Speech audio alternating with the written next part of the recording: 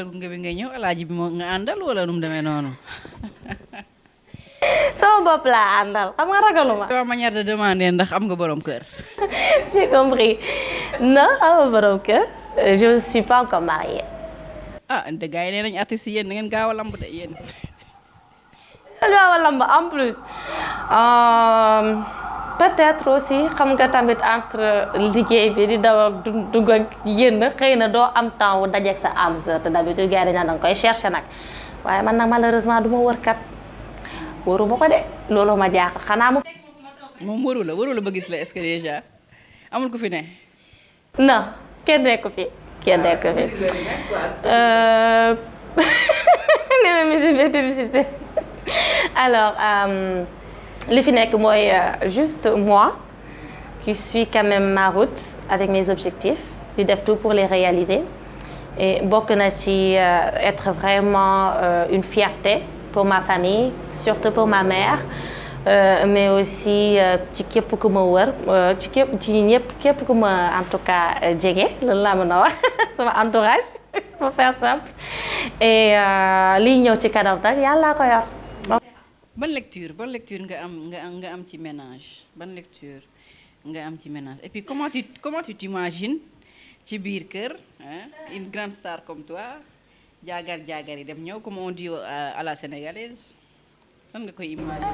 alors dama tàmm di wax lenn gars yi dañ naan dañoo ragal ñi jàng dañoo ragal ay célébrité dañoo ragal. ku la jàng ak mën a woy. déggal loolu moom dafa mën a tooñ nag. Alors je dois juste dire que jigéen daal jigéen la et on sait que kenn ku ci nekk rawatina jigéenu africaine damay tàmm di wax ne sax ay yenn yi ñuy wax jongeek ay soit être attentionné et tout daa mel ni ñun yàlla dañu ko mooñaale waxuma nag yeneen xeeti waaye ñun africaine moom yàlla dañu ko mooñaale alors du lu ñu jaaxal.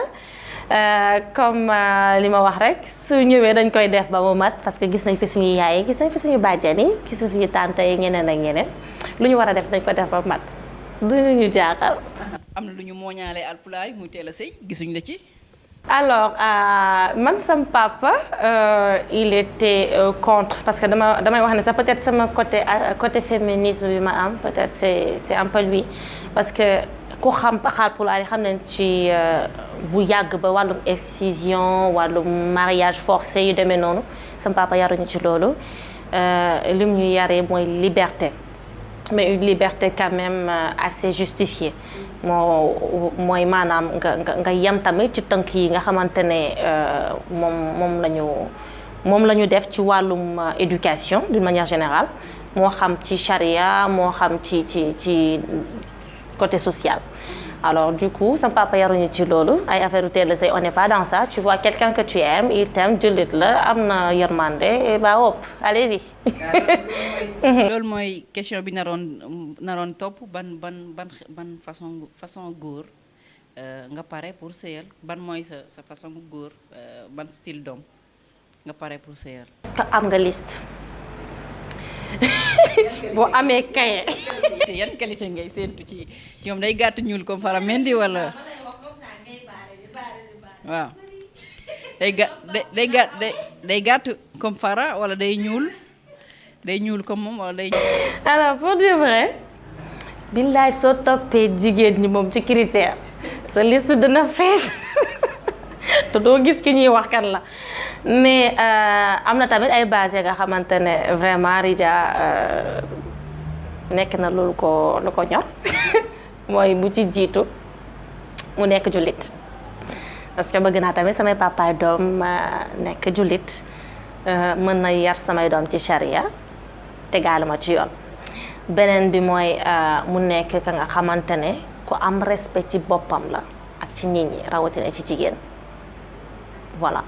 li ki des man yaakaar naa ne ñiy wax yërmande mën a joxe ku bëgg am yaru islam kese yooyu dina fekk mu ne ci yow bu yàgg ndax xam naa ne ku ñu yar ci diine en tout cas ci diine islam yërmande doo ko ñàkk ndax loolu la ñuy njëkk a jàngale est-ce que tudduloo mën a joxe tabe am yërmande pour tudduloo est-ce que li tax tudduloo ko nekkul ne da nga nekk une femme indépendante dans le sens propre du terme mooy financièrement da nga pare pour mënal sa bopp xaaroo ko ci góor yërmande tu es prête à imposer le respect bi ñu war sa diggante ak moom est-ce que du loolu. alors je dois dire que ne xaaruma kenn ci dara macha allah.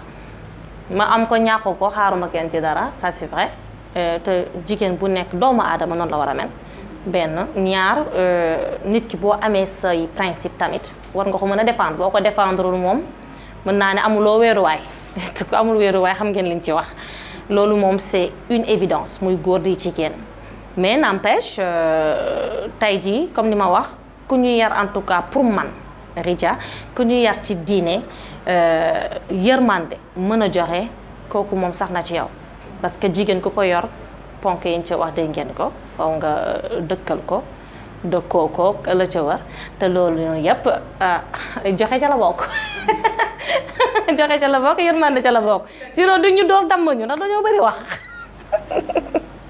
voilà. est-ce que da nga sentimental da nga gaaw a jooy tu es forte. mën nga togg ah lan boo duggee waañ ban façon togg ngay préféré togg. bëgg naa trop plat Pël Fuuta ceebu jën nag moom danaa ko togg mais rarement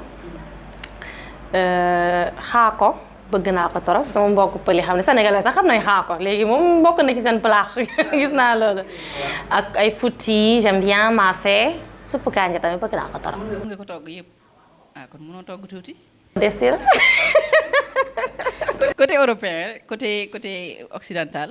yii bomba yow nag daa mel ni nee nañ mooy sama point fort ndax damaa bëgg lu yomb xam nga nee nañ jigéen bu bëriwul jot moom dugg ci non ñoomin soos moo yomb xam nga soble daggate rek mariner muusal fële defar vite fait loolu dafa yomb dafa gaaw bokkut ak ay ñoom suppu kanja ak ay ñoom ceebu jën ak baarali fii ak non yooyu dafa compliqué. Effectivement, j'aime bien cuisiner, mais lasagne, j'aime bien. Voilà.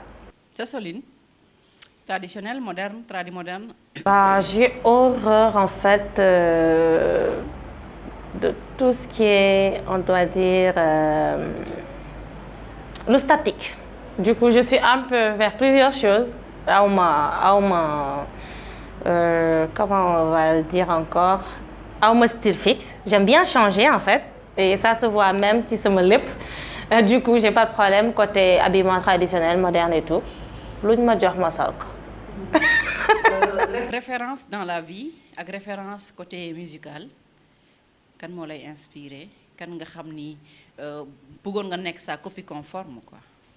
Ma mère balaa dara di xew parce que c'est une femme très forte. Une femme sociale, une femme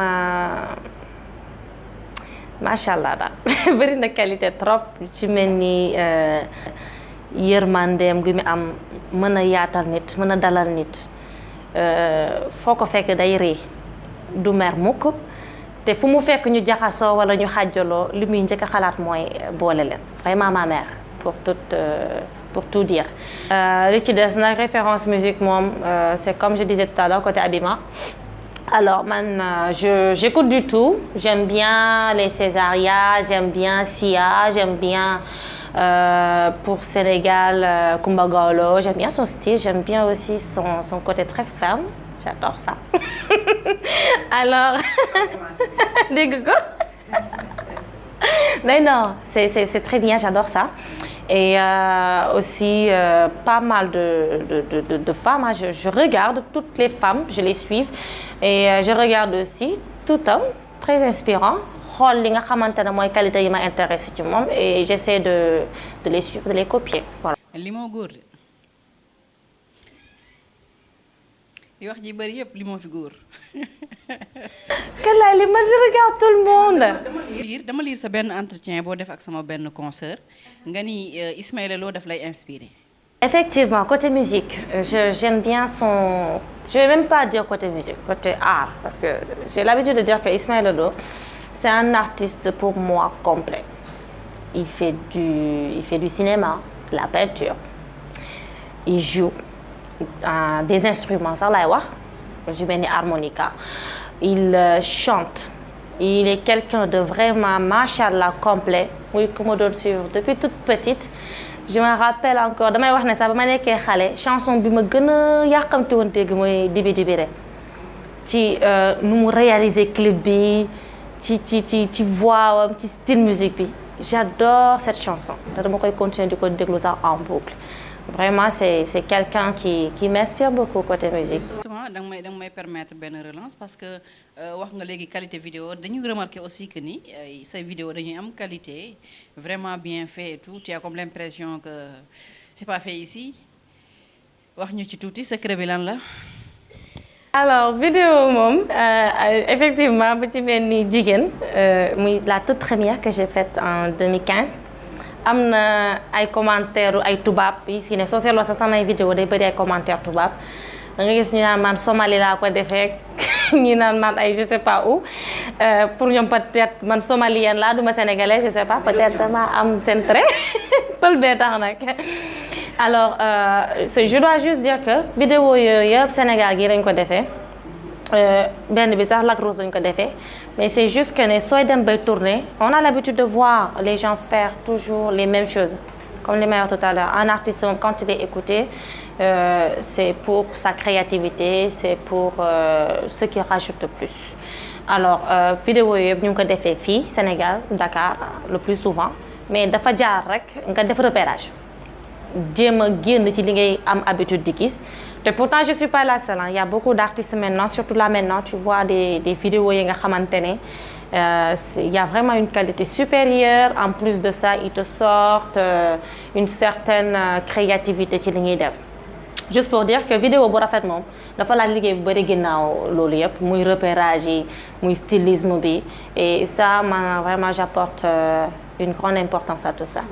une lecture ci milieu musical sénégalais bi muy côté mbalax côté musique bi ngay def ak côté musique bi de manière générale ban lecture nga ci def parce que nit ñi dañuy faral di wax ne peut-être man je suis profane je m'y connais pas mais nit ñi dañuy faral di wax ne le niveau est vraiment très bas. oui et on doit le dire ñun ñi ci nekk ku nekk ci dara moom il faut être honnête c'est vrai le niveau est bas comparé peut-être au Nigeria qui sait mais quand même soo xoolaatee ci beneen côté il y a eu un développement quelque part bien que ne il y a peut-être ñenn ñu ngi naan mbalax bi dañ ko yàq parce que loolu lay faral di dégg c'est pas mes propos mbalax bi yàq nañ ko je suis pas mbalax woman mais c'est ce que Sénégal lay dund te loolu la ñuy dégg peut-être parce que du temps où les grands ay ñoom Ismaïla Lo Oumar Pène on n'écoutait pas peut-être trop de marimba wala je sais pas en tout cas c'était bien organisé structuré que là maintenant loolu la ñuy wax mais peut-être juste ouverture la parce que kenn ku ci nekk lu muy def tamit mën nga ko ci permettre mu am une certaine ouverture moo xam ci wàllum afro pop bi la moo xam ci wàllum mbalax la moo xam ci wàllum hip hop la parce que on doit pas se limiter quand même pour moi la musique c'est une ouverture on n'est pas obligé de se limiter mais quand on fait quand même quelque chose dañu am cible peut-être cible bi ñu ko destiné loolu la bëgg et que toi tu vends ton produit à travers ça voilà. D'accord sa relation ak say naataango artistes yi surtout ñi nga bokkal génération lan la ndax am na ci ñooy demlanteel am ngeen yenn relation yi wala c'est juste relation YouTube quoi nga leen di seetaan YouTube ñu lay seetaan YouTube.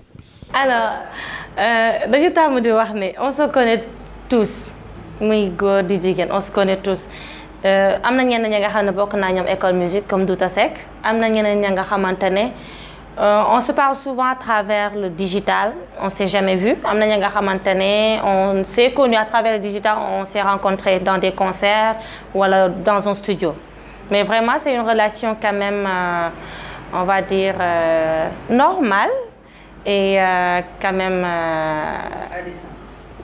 Pas trop bon suñu waxee à distance c'est peut-être duñ gisante duñ dem toog naan ay verre et tout temps bi tamit ça compte parce que kenn ku ci nekk yaa ngi sa liggéey bopp yaa ngi en plus de la musique yaa ngi ak sa famille yaa ngi et c'est des choses quand même qui jouent beaucoup ku mel ni man duma ko nëbb kenn dama busy trop parce que li may def moo bëree ndoor te yum ñëpp ma ci neex bëgguma ci bàyyi benn Alors du coup, le temps m'est un tout petit peu limité, mais n'empêche, quand on se voit, on sympathise beaucoup. Et de temps à autre, on s'écrit, on se like les posts et tout, on partage. Soit à mes soirées, me partager, quelqu'un soit à mes soirées, me partager, ainsi de suite. Ouais.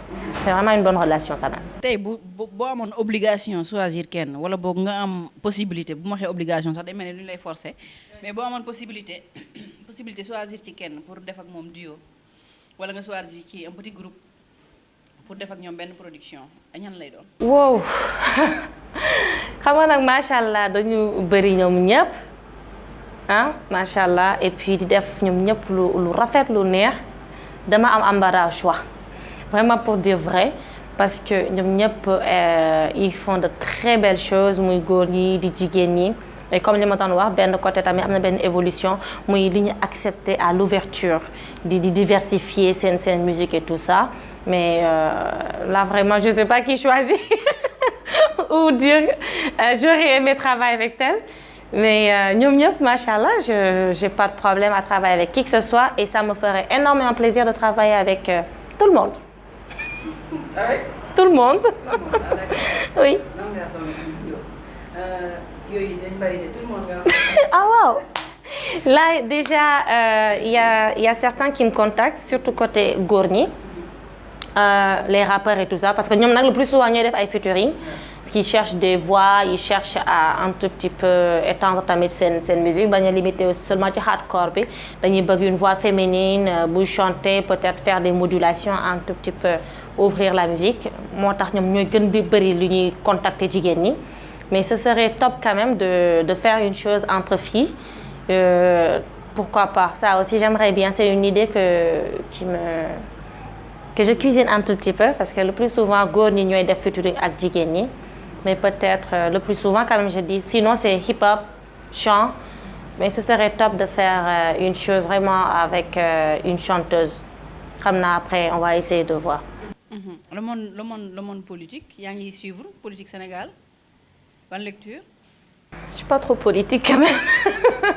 Je suis pas trop politique. Bon, le monde économique peut-être, mais politique je suis pas trop in quand même. Il y a une force côté politique, c'est même relié à l'économie. Mais bah écoutez, je vais juste dire que en tout cas ñu ngi góorgóorlu de. ñoo ngi ci bon bah ñoo ngi ci phase teg tànk ci kanam. C'est très lent quand même mais ñu ngi def lu ñu mën ci lu ma gis dans l'ensemble mais comme ni ma wax rek sama album wax ko feneen ak feneen économie moom ñu koy doxal nit la du kenn ku dul nit du doon animaux yi du doon végétaux yi ñoom ñooy doxal économie kon kenn ku ci nekk war na mën a jóg xool ci lu mu mën a jàpp xool ci lu mu mën a en tout cas développer jëm cee boolewaat yeneen i nit dem bay recruter pour que au moins tamit Sénégal mën a jëm kanam parce que quand même la jeunesse encore reste à attendre toog boobu moo warul et man je le dis encore une fois c'est bien start-up yeeg ñeneen ak ñeneen ñëpp dama leen di encourager mais ñi nga xam ne ñoo toog di xaar naan gouvernement bi nañ bàyyi loolu parce que nee nañ ku dimbali sa bopp moo neex a dimbali ku yëngut ci dara moo neex a jàppali waaye soo toogee di xaar tamit kay ñëw di la dimbali daa nar a toog xaar ak yow. Ok, de la musique au cinéma xam naa sorewul c'est le même monde gis nañu ne Sénégal depuis un certain temps mu ngi xaw a yëkkati son industrie cinématographique entre guillemets yaa ngi seetaan ban appréciation. Oui, je vois maintenant que écoutez déjà je dois dire une chose tamit bi ñu nekkee xale yoruma nag vraiment seen tour en tête mais pas ñëpp en fait mais je dois dire Malick Ndiaye Lamine Ndiaye ak am na Malick Ndiaye je pense. Voilà ak le tonton qui est à Saint-Louis. Golbert voilà soo seetloo ñooñu il jouait très très très bien vraiment amoon nañ niveau bu waaw là il est difficile de les voir parce que technique mu jooy là sur place c'est pas une chose vraiment voilà c'est vraiment faut être acteur pour le faire quoi et puis il jouait hyper bien gis nañ ci film ya nga xamante ne comme ay Nguuru Bukki ay film yi nga xamante ne yàgg nañu ay sama almet je pense xaw ma titre film bi mais c'est des films yi nga xamante ne du ma wax sax théâtre c'est des films et niveau boobu c'était high. Là, nous avons essayé en fait de faire des films. De par moi, ce que je vois, hein, ça c'est le jugement de Ridia. Alors, de par ce que je vois, on essaie quand même de faire des choses très modernes, tirer un peu vers ce qu'on voit les Burkinabés faire et les Nigériens et ainsi de suite. Et c'est très bien, quand même, nous avons avancé. Mais Sénégal, quand même, niveau cinéma, il y a un fort. Ci bu yàgg ba dañ dem ba ci biir kay ñu viré côté ay théâtre et là je vois encore ñu ngi ramener waat touche cinématographique boobu ngay wax et c'est quelque chose de très bien avec une touche très moderne touche très fraîche et j'apprécie nañu continuer rek parce que man moom vraiment bëgg naa tamit sama dëkk donc ci ëwal excuse-moi avec une forte collaboration des artistes ci sentir yenn artistes des fois ñu ñëw nekk comme acteur gis nañ fi Bril Fight Fo je crois que si j'ai bien prononcé gis nañ fi Edmo ak ñeneen ñoo xam ni en plus de seen musique ñu koy utiliser ci série yi gis nañ ko ni ñu ngi nekk comme acteur est-ce que mën nañ la xaar côté boobu. Ouais, on est des artistes en fait et quand on est artiste moom je reviens toujours à cette ouverture parce que Ridia man j'ai eu à faire du théâtre académie yu demee noonu j'ai fait de la danse en plus de ma musique aussi alors du coup c'est une certaine ouverture qu'on a et qu'on doit avoir du coup pour moi warul nekk lu war a étonner nit ñi il faut s'y attendre quand même oui. D'accord j'ai juste 3 petites questions yu xaw a direct bon mën nga bañ a répondre bu la neexul aussi ok lan nga dul baal góor lan nga dul baal góor lan. Oh my gosh. Lu ma dul baal góor. Est-ce que doo ut Big ak Faye. ngeen nekk ci relation charnelle. est-ce que doo ut Big ak Faye tamit. est-ce que doo ut Big ak Faye kon. Big ak Faye. waaw comme ni ñu koy waxee. di nga rëdd lu bari de. alors lu ma dul baal góor mooy mensonge quand même parce que ak jafe nag. nag dañoo xaw a doy waar de alors je dois dire que ne pour man mensonge dafa ëmb lu bari manque de respect ci la bokk et c'est très difficile pour man ma pardonner ko vraiment pour man c'est très difficile je dois pas dire que impossible quand même ndax nit dong laa maa fi daa def lu dënk ñu ngi di ma baal au quotidien alors mais quand même lu nekk sama xol la man pour man mensonge daal vraiment c'est compliqué pour ma pardonner ko lan nga xam ni peut-être du la neex mais mën nga sacrifier wu baale ko par amour.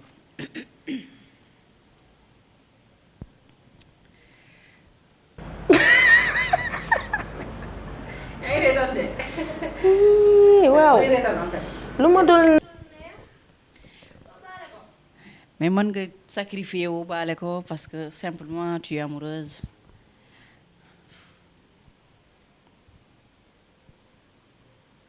ban sacrifice nga pare pour def pour góor. sacrifice nga pare pour def aussi.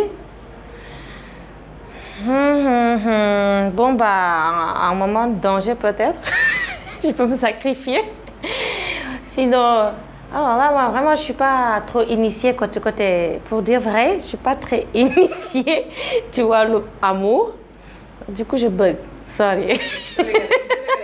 Sénégalaise alpulaar belle comme toi. Je suis pas trop initiée du côté amour. Peut-être je suis trop... Oh God. Bon bah écoutez, moi je vais juste dire que pour sacrifice moom mën naa ci def yu bari et ça dépend de la situation quand même. Ban roman eau de rose wala littérature wala ban façon roman bu dee nag tu es lectrice. Voilà, j'adore la littérature africaine quand même. Parce que oui, effectivement, je suis lectrice. Je lis un peu beaucoup. J'adore surtout la littérature, comme je disais, africaine. Ay ñoom Alain, Vie de Boy, sinon Soleil des Indépendants. C'est des romans que je relis encore. ban moo ci livre de chevet bi nga xam ne tu peux lire mën nga relire. doo sonn du la sori quand même. mën a lire relire ko. Bon, je dirais Nini. Mulâtresse du Sénégal. Abdoulaye Sadji lan nga ci retenir. Nini complet. et puis dama ko lire pare dem j'ai jamais été à Saint-Louis ma ko pare automatiquement lire j'ai été à Saint-Louis pour revivre li nga xam ne moo nekk ci roman bi parce que je vais pas dire lu ma ci jot a lire c'est une œuvre complète que j'ai lue où il parle sur beaucoup de choses comme déjà même son nom on avait tendance à chaque fois qu'on lisait un livre d'habitude avec des amis lecteurs on échange sur entendement bi nga ci am et tout comme Soleil des indépendances qu'on a un peu aussi voilà essayé de décortiquer à travers l'entendement comme Nini par exemple Nini on dit que c'est la négation d'autres gens disent que c'est parce qu'elle est ni noire ni blanche moo tax ñu tuddee ko sax Nini et voilà quoi quelque chose comme ça ben écoute je dirais juste que c'est la vie d'une mulâtre qui essayait de s'intégrer difficilement très difficilement on va dire j'ai pas envie de le dire carrément comme ça mais bon qui essayait de s'intégrer difficilement dans une culture même avoir deux cultures parce qu'elle ne laissait pas beaucoup d'importance côté la culture noire elle était beaucoup plus intéressée côté culture blanche mais bon voilà après elle se retrouve un tout petit peu perdue et on va dire entre guillemets rejetée des deux quoi. Voilà, et c'est quand même un livre très intéressant qui apprend beaucoup de choses côté voilà la différence qu'il y avait entre voilà les deux cultures et tout. Je vais juste dire culture quand même hein et me limiter à ça. Et voilà, j'aime beaucoup la littérature quand même africaine mais j'exclus pas les autres romans que j'ai l'habitude de lire. Voilà. Tout à l'heure da nga wax ni amoo initiation ci côté amour. Peut-être li nga lire au-delà bokk na ci li ko waral. Non mais non non même pas c'est pas c'est pas ça c'est pas ça non c'est pas ça. J'aimerais bien mais milieu professionnel bi wala milieu musical. Non, je l'attends pas dans le milieu quand même pour dire vrai. Je l'attends pas dans le milieu. Non, je souhaiterais pas qu'il soit dans le milieu. Ouais, je souhaiterais pas.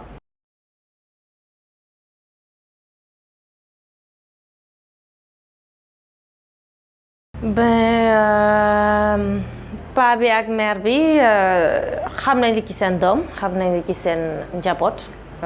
Je dois dire qu'il y a une certaine, on va dire, benn calme bu nekk si loolu si assurance voilà une certaine assurance c'est le vrai mot parce que tey jii boo amee sa doom nga def éducation bi war ci moom bu ñu la yeewee xaaju guddi sax ne la def na di wala def na la tu peux être en mesure de dire moom la wala du moom. Je pense que déjà loolu une certaine assurance la et là il nous accompagne quand même à 200% et xam nañ bu baax fi ñu teg suñuy tànk te duñu dañ mukk ci di leen déglu ci di leen consulter voilà je dirais ça. ñu ngi lay jaajëfal bu baax dernier mot bi mën nga ko ñëwaale ah tàggoowaale. Oui alors je vais juste remercier tous les internautes qui ont lu cette vidéo et qui me suivent surtout. Et vous rappeler que l'album est récemment sorti et que vous pouvez la voir sur musicbi.com. Il y a une vente exclusive là-bas. Bientôt, on va s'étendre dans les autres, Inch'Allah, Rabbi plateformes. Voilà. Et à très bientôt pour décembre, la grande sortie. Ok, en tout cas, Thiey Dakar mu ngi lay remercier bu baax a baax ci disponibilité bi ak aussi bon ci reetaan bu neex bi quoi. Il paraît que le sourire est contagieux ma reetaan naa ba sonn vraiment kontaan nañu ci disponibilité bi vraiment ñu ngi leen di jaajëfal di leen jox dig daje ci beneen entretien ak beneen ndaanaan.